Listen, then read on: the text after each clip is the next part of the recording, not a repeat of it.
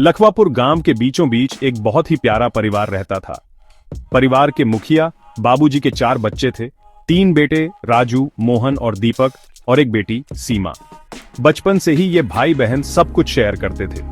वे साथ खेलते थे, खेतों में साथ काम करते थे और हर त्योहार साथ मनाते थे। पर समय बीतने के साथ वे सब बड़े हो गए, उनकी शादी हो गई और जिंदगी सबको अलग अलग दिशाओं में ले गई। बाबूजी के गुजर जाने के बाद परिवार की जमीन बांटने का समय आया। तीनों भाइयों ने उसे आपस में बांट लिया। तभी सीमा, जो शादी के बाद शहर में बस गई थी, वापस आई और अपने हिस्से के बारे में पूछा। अचानक उसके भाइयों के चेहरों से गर्माहट गायब हो गई।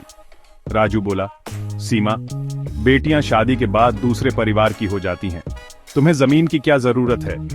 मोहन ने आगे कहा, हमने इन खेतों की सालों तक देखभाल की है, अब हिस्सा क्यों मांग रही हो? दीपक चुप रहा, पर उसने अपने भाइयों का साथ दिया। सीमा का दिल टूट गया। वह बोली, मैंने पहले कभी अपने हक के लिए नहीं पूछा, पर बाबूजी ने मुझे भी बराबर का हिस्सा दिया था। क्या बहन होना ही मेरी गलती है?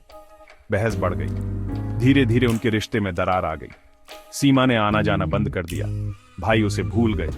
साल बीत गए। एक दिन खबर आई, मोहन को हार्ट अटैक हुआ है। उसकी हालत गंभीर थी। जैसे ही सीमा ने सुना, उसने सब कुछ छोड़ दिया और गांव भागी। हॉस्पिटल में जब भाइयों ने सीमा को देखा, उनकी आंखें भर आईं। सीमा ने मोहन का हाथ पकड़ा और बोली, मुझे अभी भी इमोशंस का हिस्सा चाहिए, जमीन का नहीं। उस दिन सबकी आंखें खुल गईं। राजू बोला, हमने बहुत बड़ी गलती की सीमा, तुम बहन से बढ़कर हो, तुम हमारे लिए मां जैसी हो। दीपक ने उसे जमीन के कागजात दिए और बोला, यह तुम्हारा हक है, पर हम चाहते हैं कि तुम हमेशा हमारे करीब रहो। सीमा मुस्कुराई।